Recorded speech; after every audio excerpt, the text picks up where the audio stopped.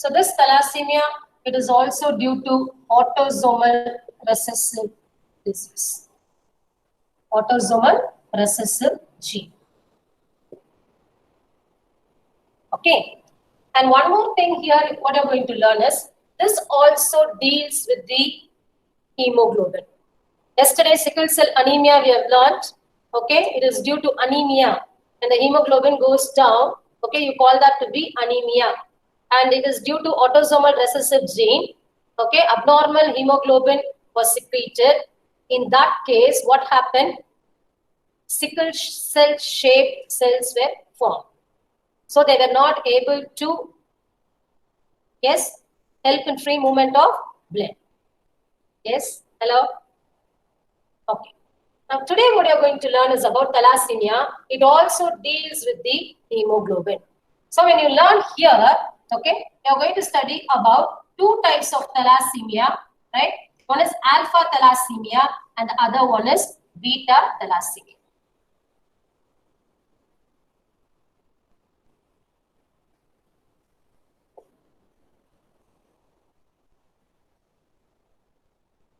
Okay, and it is only due to the globin material. What is the globin? It is a protein. Hemoglobin is nothing but a protein which has to be produced.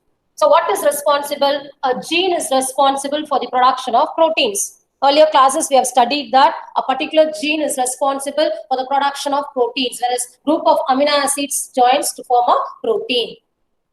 Right? So enzymes and hormones consist of what? Proteins. And sickle cell anemia, what you have studied, due to the defect in the gene, due to mutation, what happens? Instead of glutamic acid, valine was produced. So that abnormal hemoglobin was produced. Normal RBC was transformed to sickle cell shaped RBCs. Okay, but here, this alpha globin and the beta globin, the genes that code for alpha globin, okay, alpha globin, okay, it is being encoded on the chromosome 6. Chromosome 6. Okay. The genes that is responsible for alpha globin protein that are encoded on the chromosome number 6. Whereas, okay, beta globin chains, the genes that are responsible for the formation of beta globin, they are encoded on the chromosome 11. Can you understand? Okay. So there are two globin chains, alpha globin and the beta globin. Yesterday's class itself, I told you there are two types. Okay, alpha and the beta globin part of hemoglobin.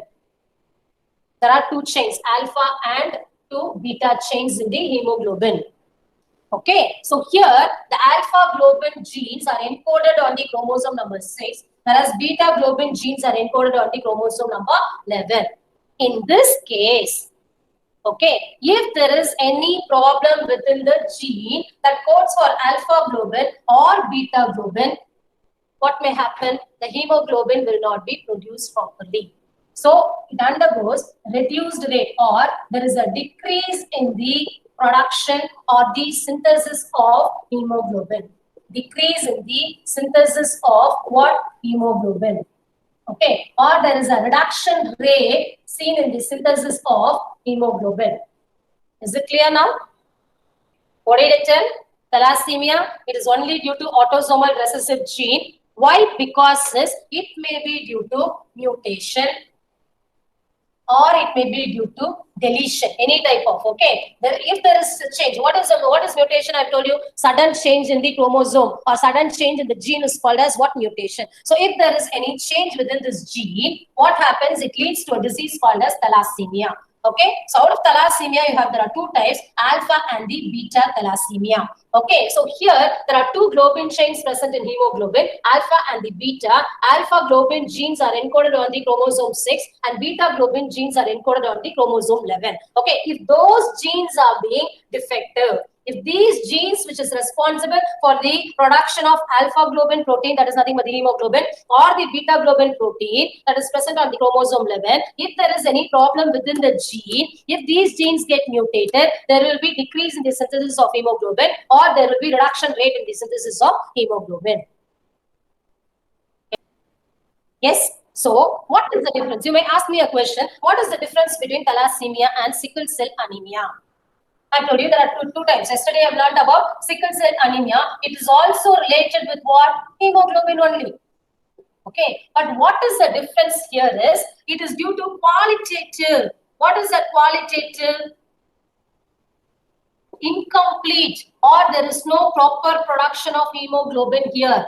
Quality, you talk about the normal hemoglobin, what has to be produced here, but due to the change in the amino acid at 6th position of the beta globin chain of hemoglobin, what happened there? Instead of glutamic acid, valine is being produced. So instead of normal hemoglobin, what was produced there? Abnormal hemoglobin was produced. So that peptide has become abnormal peptide. What is a peptide? A polypeptide is nothing but a long chain with many amino acids linked together with the help of peptide bonds. 11th standard you would have studied. What is a polypeptide? Yesterday I told you, right? A group of amino acids which are linked with what? Peptide bonds. So these are amino acids. So 6th position there was change. Instead of glutamic acid, what was there? Valine. So instead of normal globin, what was produced here? Abnormal peptide was seen there.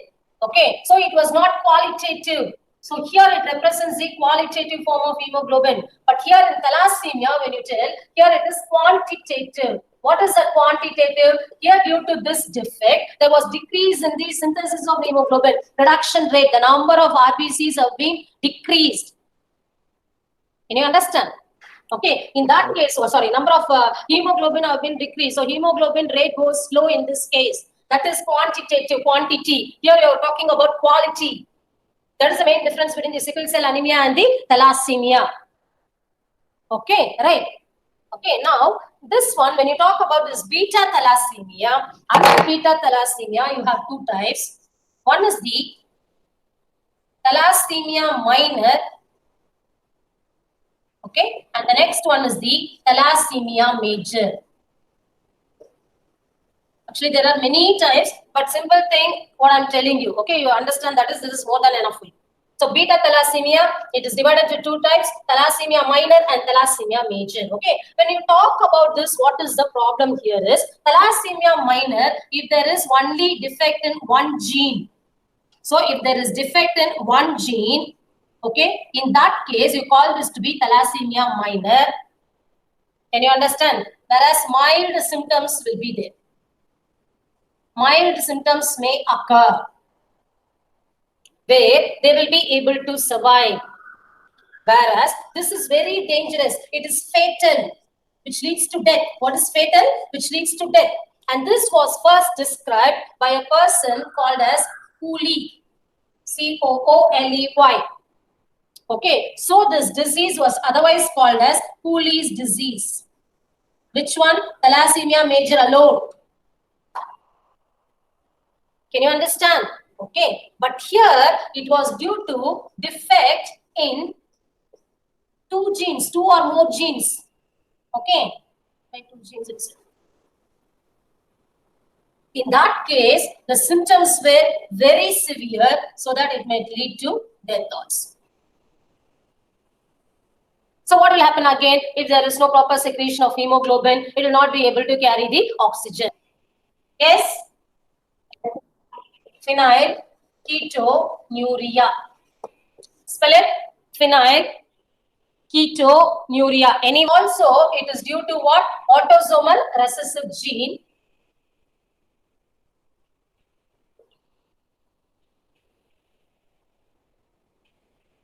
What is the defect here is, there is an enzyme called as phenylalanine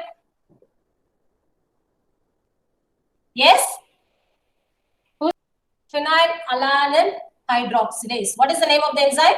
Phenylalanine hydroxylase. This is an enzyme which converts phenylalanine into tyrosine. Can you understand, children? There's an enzyme called as phenylalanine hydroxylase that converts phenylalanine into tyrosine. So, if this enzyme has to be produced, okay, the enzyme, the gene that is responsible for the production of this phenylalanine hydroxylase, it is present on chromosome 12. Chromosome 12. Okay, so if this gene that is responsible for the production of phenylalanine hydroxylase, if that gene it is being defective or due to mutation, if there is any change within the gene which is present on the chromosome number 12, okay, in that case, that gene will not be able to produce this enzyme. So there will be an absence of phenylalanine hydroxylase. So what will happen normally if this enzyme is not there? This phenylalanine, it will not be converted into tyrosine. So there will be accumulation of phenylalanine. Can you understand? Okay, so what happens? This phenylalanine, it will be converted into phenyl pyruvic acid later on, okay, and then which this phenyl pyruvic acid, it is responsible for mental retardation in the individual. So this, if it gets accumulated, it will helps in damaging the brain. It damages the brain. In that case, the main symptom of this disease is mental retardation. Mental retardation.